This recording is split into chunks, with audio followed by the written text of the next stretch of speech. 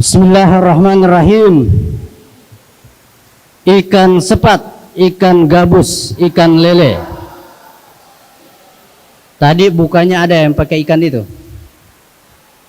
Nggak ada. Susah nangkapnya. Lebih cepat, lebih bagus, tidak bertele-tele. Assalamualaikum warahmatullahi wabarakatuh.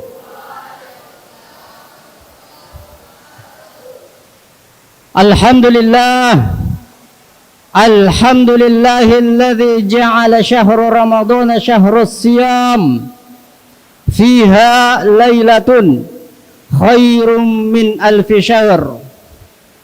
Ashhadu an la ilaha illallah ilahul awwalin wal akhirin wa ashhadu anna muhammadan abduhu wa rasuluh المبعوث رحمة للعالمين. قال الله تعالى في القرآن الكريم أعوذ بالله من الشيطان الرجيم يا أيها الذين آمنوا كتب عليكم الصيام كما كتب على الذين من قبلكم لعلكم تتقون. Sadaqallahul aliyyul azim wa sadaqa rasuluhun nabiyyul karim wa nahnu ala dzalika minasy syahidin wat tahirin walhamdulillahi rabbil alamin. Bersyukur kepada Allah Subhanahu wa taala dengan mengucapkan alhamdulillahi rabbil alamin. Bersalawat kepada junjungan kita Nabi besar Muhammad, Allahumma sholli ala Muhammad. Bapak-bapak, ibu-ibu, para ananda sekalian yang insyaallah kita semua di dalam naungan cinta kasih sayang Allah Subhanahu wa taala. Alhamdulillah, malam ini malam ke-17 Ramadan, atau kita sudah memasuki 17 Ramadan. Kita sudah berpuasa selama 16 hari. Pertanyaannya kemudian, apakah target utama daripada puasa itu sudah kita rasa-rasa akan meraih itu atau tidak? Ini bisa kita rasakan masing-masing karena kita yang menjalaninya. Nah, tentunya Bapak Ibu sekalian, jamaah yang dirahmati Allah Subhanahu wa taala, harapan terbesar kita adalah la'allakum tattaqun. Itu tidak saja diartikan agar supaya, akan tetapi kita bisa memastikan diri bahwa gelar takwa itu kita bisa raih. Nah, pada malam yang berbahagia ini, di mana kemudian ini malam yang ke-17 spesial, biasanya di mana-mana di masjid-masjid nuzulul Quran. Nah, pada malam hari ini kami ingin membahas sedikit terkait dengan bagaimana kita memperlakukan Al-Quran, bagaimana kita mencintai Al-Quran, bagaimana kemudian kita memposisikan Al-Quran itu. Karena kenapa anandaku sekalian, sidang jamaah yang berbahagia, Al-Quran ini adalah hadiah terbesar dari Allah Subhanahu wa ta'ala yang kemudian dititipkan melalui Jibril, disampaikan kepada Nabiullah Muhammad sallallahu alaihi wasallam, kemudian sampailah kepada kita menjadi penerang, menjadi cahaya, menjadi nur, dan itulah yang menjadi pegangan dalam kita mengarungi bahtera kehidupan ini, mulai dari kita bangun tidur sampai kemudian tertidur kembali, bahkan sampai tidak bangun-bangun lagi. Jamaah yang berbahagia, Allah Subhanahu wa taala berfirman, Syahrul Ramadan alladzi unzila fihi al-Qur'an hudan lin-nasi wa bayyinatin minal huda wal furqan. Allah menyampaikan bahwa bulan Ramadan unzila, diturunkan. Ini dalam kaidah bahasa Arab namanya fi'il majhul. Unzila, diturunkan. Kalau bahasanya diturunkan, berarti ada yang menurunkan. Kalau bahasanya ada yang menurunkan, berarti ada yang diturunkan. Maka siapa yang menurunkan apa yang diturunkan? Unzila fihil Qur'an, diturunkan Al-Quran. Siapa yang menurunkan? Allah subhanahu wa ta'ala. Dalam rangka apa? Untuk apa? Apa fungsinya? Yang pertama, hudan linnas, sebagai petunjuk. Dzalikal kitabu la raiba fihi hudan lil muttaqin. Itulah kitab, itulah Al-Quran, la raiba, tidak ada sama sekali sedikit pun keraguan, fihi, di dalamnya.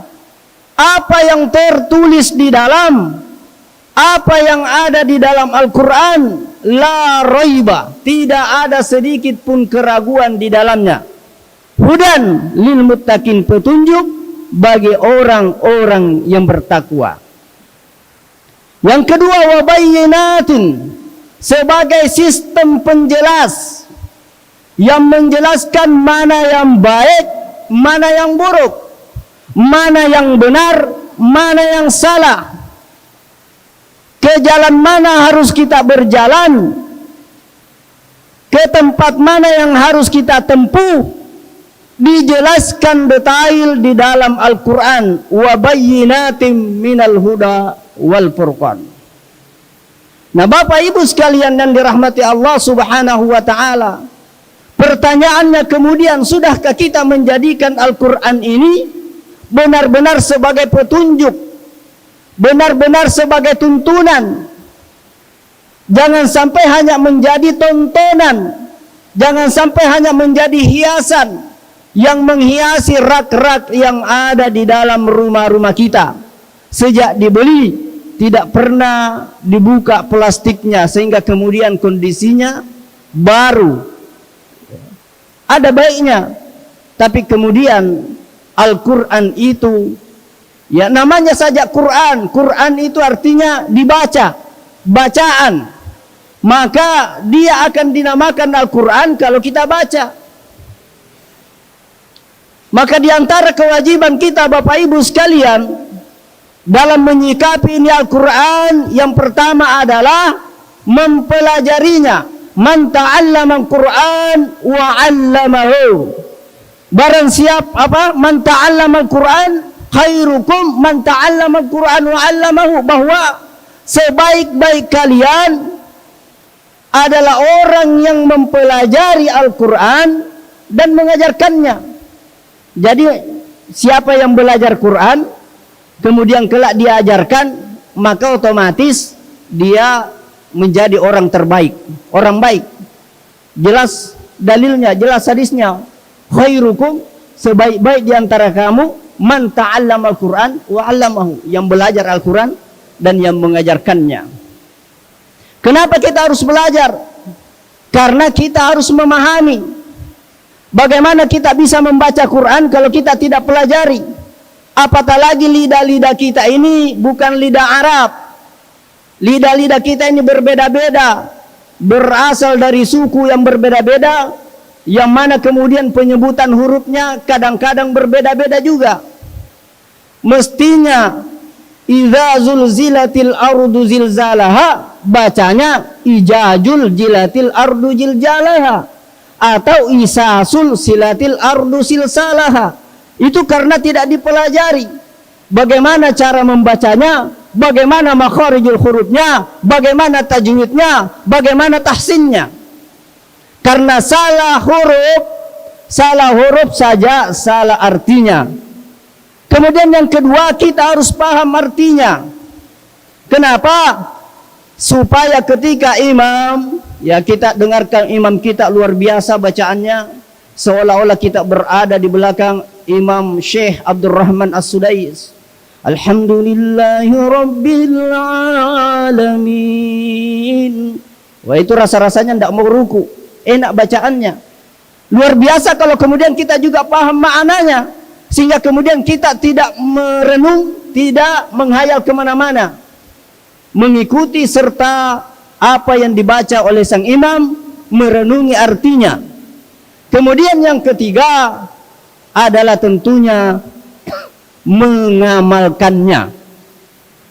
Ya Aisyah radhiyallahu anha ketika ditanya tentang bagaimana akhlak Rasulullah sallallahu alaihi wasallam, beliau menjawab, kana khuluquhu al-Qur'an, bahwa akhlak Rasulullah sallallahu alaihi wasallam adalah Al-Qur'an. Artinya Rasulullah itu adalah Quran berjalan, dan kita jadikan Rasulullah sebagai tuntunan, kita jadikan Rasulullah sebagai uswah, kita jadikan Rasulullah sebagai pedoman, kita jadikan Rasulullah sebagai referensi terbaik. Maka kemudian Bapak Ibu sekalian, anandaku sekalian, para pelajar, para santri, bersyukurlah kita yang berada di tempat ini, ya di masjid ini, juga ananda sekalian di pondok ini, hari-harinya berdialog, berdiskusi dengan Al-Quran.